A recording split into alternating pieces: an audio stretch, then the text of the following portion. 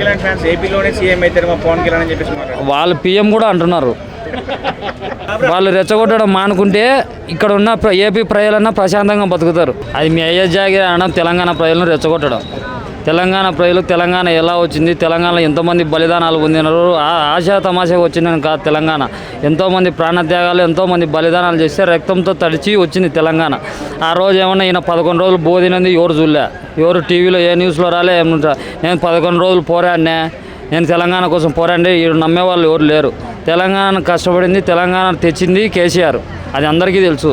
రేవంత్ రెడ్డి గారు కూడా అన్నాడు మొన్న, కేసీఆర్ తెలంగాణను సాధించిన వ్యక్తి ఎవరైనా ఉన్నారంటే కేసీఆర్ అని చెప్పి.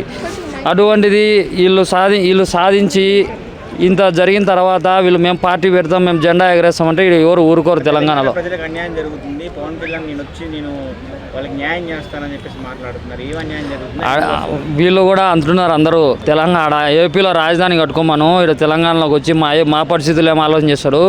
మేము బాగుపడాలన్నా, మేము బాగుండాలన్నా మాకు 2 పార్టీలు ఉన్నాయి, కాంగ్రెస్ ఉంది, బీఆర్ఎస్ ఉంది, మాకు వేరే వాళ్ళు వచ్చి వద్దు, ఏపీ రాజకీయం మాకు వద్దు, మాకు అవసరం లేదని తెలంగాణ ప్రజలు ఇండైరెక్ట్గా అంటున్నారు. రిపోర్టర్లు కానీ, విలేకరులు కానీ, ప్రజలు కానీ అందరూ అంటున్నారు.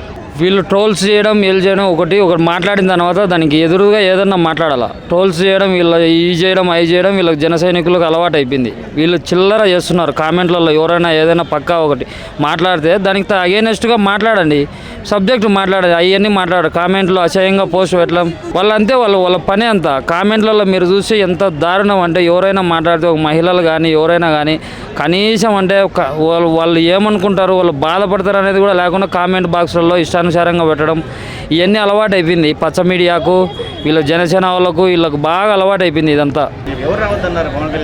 నా ప్రజాస్వామ్యంలో పోటీ చేయొచ్చు. 2023లో కుకట్పల్లిలో పోటీ చేసినాడు, ఎవరైనా వద్దనేరా? ఏమన్నా ఆయనకు అడ్డు పోయినారా? వీళ్ళు ఇప్పుడు వచ్చి తెలంగాణ ఆవిర్భావ దినోత్సవం రోజు, నవనిర్మాణ రోజు నువ్వు వచ్చి నేను తెలంగాణలో జెండా ఎగరేస్తానంటే ఏంటికి ఎగరేయాలి నువ్వు? ఎవరు నువ్వు?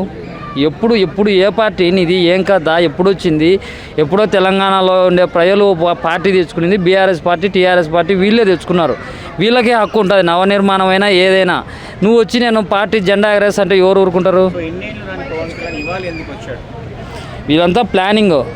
ఆడ 3 కూటమి కలిసి వచ్చింది కదా, ఈడ కూడా 3 పార్టీలు కలిసి ఉండాలనేది బీజేపీ చేస్తున్న ప్లానింగ్, వ్యూహ రచనలు.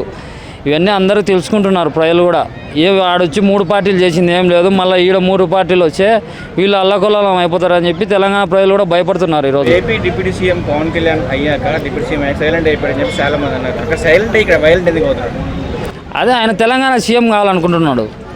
ఆయన అన్నారు కదా, దిక్కులేదు మాకు, ఏపీలోనే దిక్కులేదు తెలంగాణ. అదే ఆయన అన్నాడు, ఏపీలో దిక్కులేదు కాబట్టి తెలంగాణలో సీఎం కావాలనుకుంటున్నాడు. బీజేపీ వాళ్ళు బాగా పవన్ కళ్యాణ్ లేపుతున్నారు జాకీలు పెట్టి, పవన్ నువ్వే సీఎం ఈడ తెలంగాణలో అని చెప్పి. అందుకు ఇక్కడ తెలంగాణలో పార్టీ పెట్టాలని. తెలంగాణలో వాళ్ళు ఈ 2 పార్టీలు కాదని ఏ పార్టీ వచ్చినా అది ఊరికే నామరు వార్డు మెంబర్లకు కూడా గెలిచలేరు. పవన్ కళ్యాణ్ ఫ్యాన్స్ ఏపీలోనే సీఎం అయితే మా పవన్ కళ్యాణ్ అని చెప్పేసి వాళ్ళు పీఎం కూడా అంటున్నారు. పవన్ కళ్యాణ్ సీఎం కాదు, పీఎం పవన్ కళ్యాణ్ 2029 అంటున్నారు.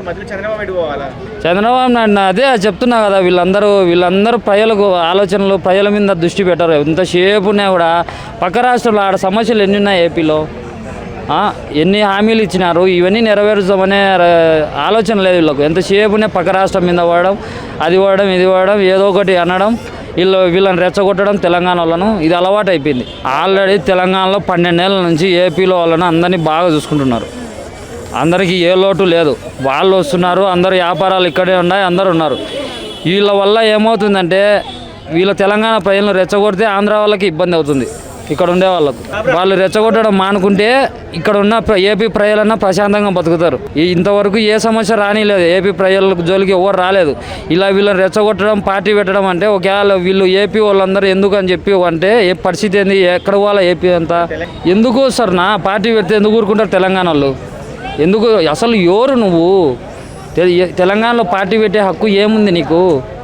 అక్కడ ఉండే ప్రజల సమస్యలు తీర్చు, వచ్చి పోటీ చేయి. నేను ఎవరు వద్దనిలే, ఎమ్మెల్యేలుగా పోటీ చేస్తావా, నీ సర్పంచులుగా పోటీ చేసుకుంటారు, పోటీ చేయండి. వాళ్ళేం వద్దనిలేదు కదా, నేనేం అడ్డుపడలేదు కదా. 2023లో నువ్వు కుకట్పల్లిలో పోటీ చేసినావు, ఎవరు అడ్డుపడినారు? పోటీ చేయొచ్చు. తెలంగాణలో అయితే 1 సీటు కూడా రావు.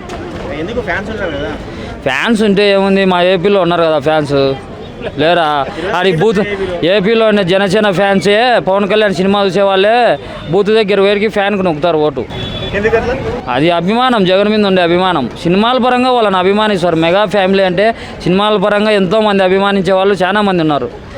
ఊరికి వీళ్ళందరూ రెచ్చగొట్టి దూరం చేస్తున్నారు, అభిమానులు దూరం చేసుకుంటున్నారు.